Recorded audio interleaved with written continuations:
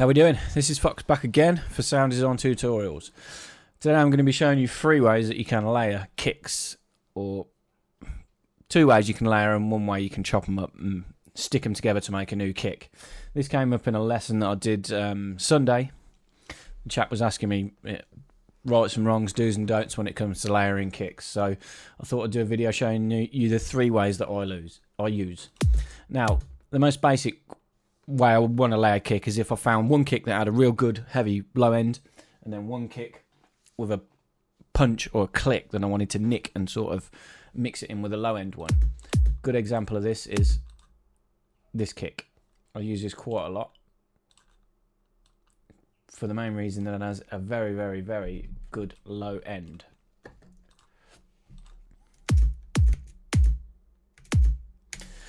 Say we wanted to mix this with a kick that has a real nice snappy click. The best thing to do is always trying to use 2 kicks that are in the same key in this library that I use quite a lot. They're all labelled up for me, so I'm going to use 2 that are in A. If you're doing it, if you're using one in a different note, obviously make sure you transpose it to it so it sits with the kick that you're going to be keeping. That one has a real nice attack to it, so we're going to drag that in as well. We'll bring that down. We'll zoom right in so we can see what we're doing. So this top one was the low end. This bottom one had the punch that we like. So we need to take this clicky part, these first 2 chunks, if you like, in this window that we've zoomed into, and stick it in there. So you could, if you wanted to, simply just do that and then drag it up. As you can see, it wasn't at 0 crossing. You're going to have audible, well, let's play it and you'll hear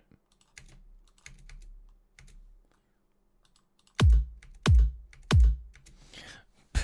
Flukily, you can't hear it, but you always want to try and aim for 0 crossing if you can. The way you do that is that you want to zoom right in and get a little bit anal. So what we're going to do is we are going to zoom right in. We're going to click as close to 0 crossing as we can. 0 crossing being this 0 dB line. You want both of these stereo sounds to be as close to that as you can. Then you're going to control E. Delete the part that you don't want. Let's zoom in round about the same sort of area. See if we can get a 0 crossing. It's probably going to be here. That's as close as we're going to get.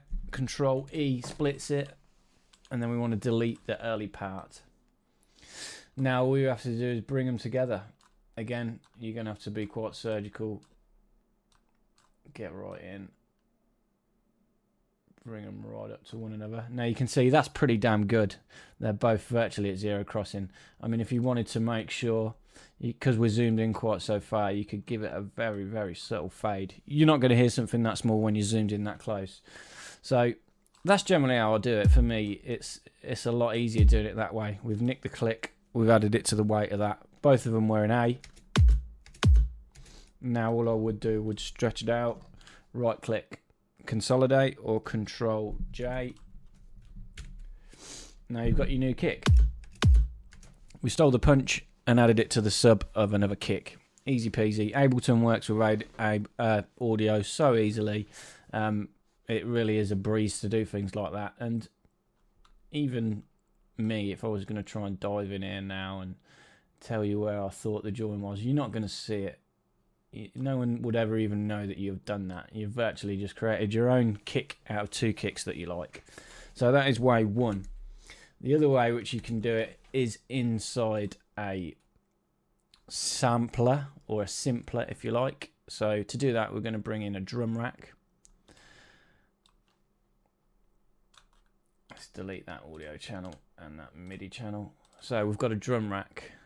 We'll bring those 2 kicks back in again. 037 we're going to put on D1. That's going to be the click that we want. 003 was the low end. We're going to put that on C1. You can hear what happens when you play both of them together. You get some serious phasing issues. Let's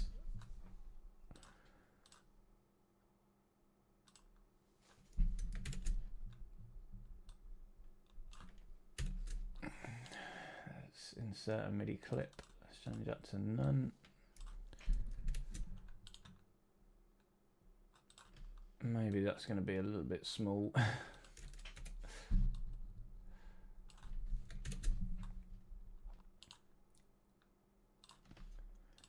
Let's draw these in. Stretch them out.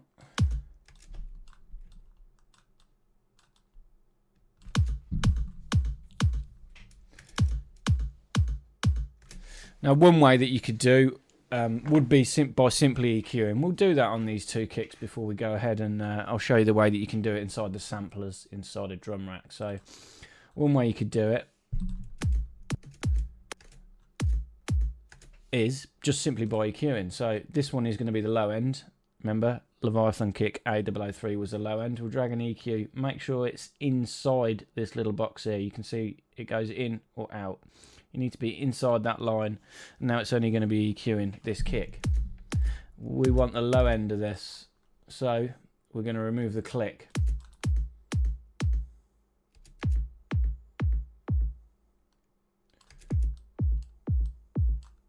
Maybe leave a little bit.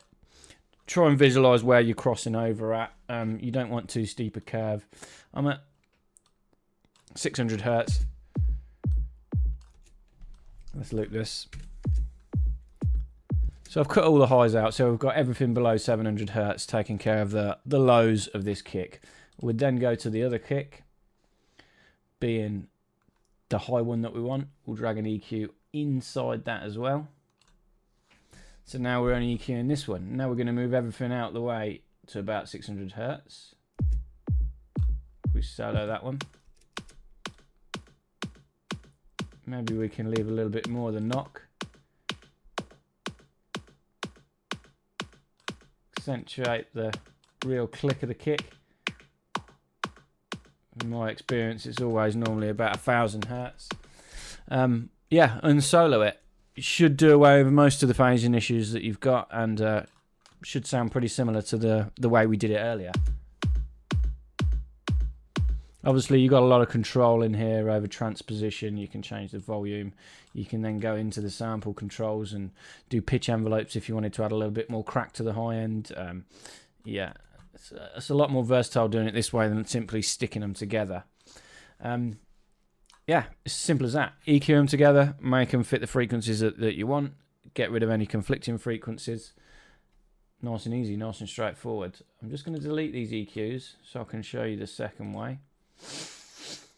Or the third way, sorry, the third and final way. Now this way is very similar to the first way in regards to truncating or chopping the samples down, if you like, just to get the bit that you want. So the good thing about this sampler now, in the latest updated live, is if you click this arrow, bang, it comes up in here. It gives you a full screen to work on. Now what we want to do with this one, remember it's the low end that we want, you can simply zoom in.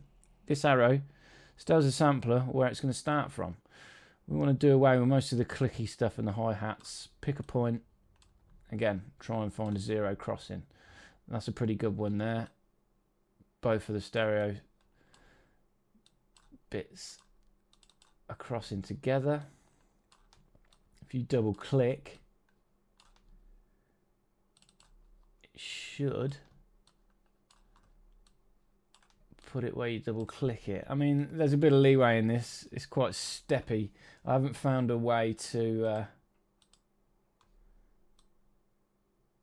do away with that steppiness when you zoom in inside the sampler. It sort of limits you to how close you can get. It does it in these sort of chunks, if you like. That's as small as you can go. But yeah, that's pretty good for a zero crossing. Again, you're not going to hear that when we mix it with the click of the other one. So perhaps we even want to go a little bit further to the next one over there. To even, there was still a little bit of that hi-hatty sound coming through.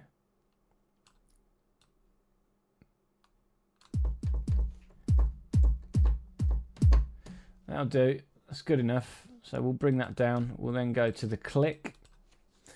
Press this little arrow, bring it up in the top window. And now we want to truncate the end or bring the end in, so we only want to play the click of the sample. Again, zoom in. Get as close to you can as a zero crossing. This is showing a fade anyway. You see this little fade out there? So if you can get somewhere near to a zero crossing, it's going to do a real tiny fade for you anyway. So that should be good enough. So as I said, pretty much the same as the first way, sort of picking the parts of the sample that you want, but rather than having to chop them around and consolidate them, you've got them in their own little hit inside a drum rack, as long as you play the MIDI notes together. Again, gives you a lot more control because you can apply effects in here to each section if you wanted to apply effects just to the kick. One thing I would always do, if I was keeping them in a state like this, would be glue compress them together. Standard sort of drum settings, or drop it outside. So if you're doing any EQing on each individual hit like we did earlier, make sure you drop this outside. It's going to affect everything inside the drum rack. For drums, I always have quite a slow attack. You want to allow the transient of the kick to push through. Quite a fast release because you don't want it to compress for too long. Just pull the threshold down till it bites. A middling ratio of 4:1 is pretty good. dB.5, 2 dBs of gain reduction is pretty good, and then I always bring the make up to suit. You could even parallel it if you wanted. Nice subtle compressor like that's going to bring the two elements together and even out the volumes of the two to make it sound like one more consistent sound. The good thing about using samples from the same sample pack is that they were all sampled at exactly the same volume, so you haven't got to worry. Well, I know the Leviathan pack was, because Black Octopus are the nuts when it comes to sample packs. These probably the best sample pack I've ever bought. So yeah, I didn't really have to worry about sorting the volumes out, but if I wanted to make the click more prominent, you've got all the controls here just to simply... Not that you would want it that loud, but yeah, nice and straightforward. 3 simple ways of layering or processing 2 kicks together. Yeah, I hope you learned something. As always, please subscribe and yeah, like, share and comment. Cheers.